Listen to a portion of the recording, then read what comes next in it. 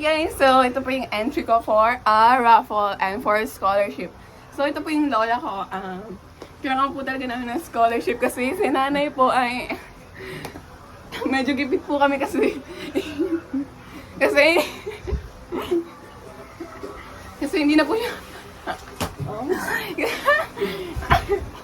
kasi hindi na po siya nakakahimik. And yung lola ko rin po ay dating drug lord.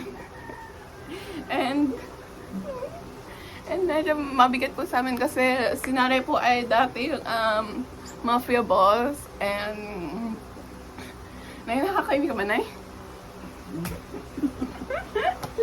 And yung lola ko rin po ay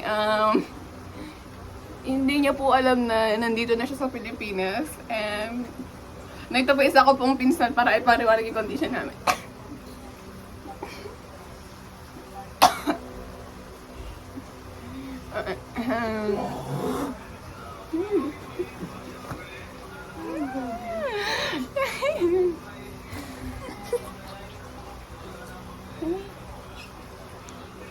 Hindi po siya makapagsalita.